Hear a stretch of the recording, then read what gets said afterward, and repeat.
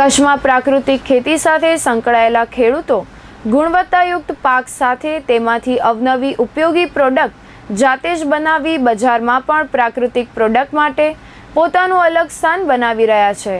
અંજારના ચંદિયાના MBA ખેડૂત દીપક ભગવાનભાઈ સોરઠિયા આવા જ સાહસી ખેડૂત છે, જે પ્રાકૃતિક ખેતી સાથે તેના ઉત્પાદનમાંથી મૂલ્યવર્ધન કરી વિવિધ ઉત્પાદન બનાવી રહ્યા છે। આ અંગે દીપકભાઈ જણાવે છે કે હું વર્ષ 2017થી પ્રાકૃતિક કૃષિ કરું છું। મારે 2 દેશી ગાયો છે। આત્મા યોજના દ્વારા મળેલા ડ્રમની મદદથી હું જીવામૃત, નિમાસ્ત્ર, બ્રહ્માસ્ત્ર અને ધન જીવામૃત બનાવું છું। હું આચ્છાદન અને મિક્સ પાકો પણ કરું છું। આત્મા યોજના સાથે જોડાયેલો છું તથા પ્રાકૃતિક કૃષિની તાલીમ લીધી છે।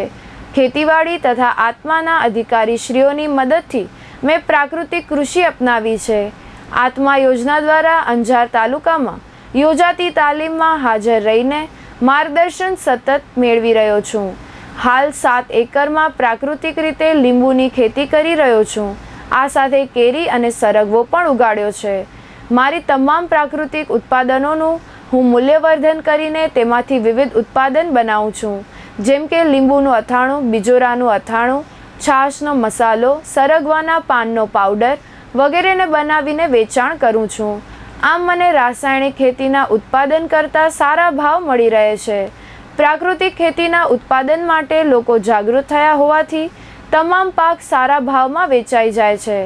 રાસાયણિક ખેતીમાં દવાઓ અને ખાતરનો ખર્ચો વધી જતો હતો, ઉપરાંત જમીનનું બંધારણ પણ બગડ્યું હતું તથા ક્ષાર વધી ગયો હતો, પરંતુ પ્રાકૃતિક ખેતીના કારણે જમીનની ગુણવત્તા વધી છે તથા પ્રાકૃતિક ખેતીમાં લાંબા સમય બાદ રોગ જીવાત આવતા નથી।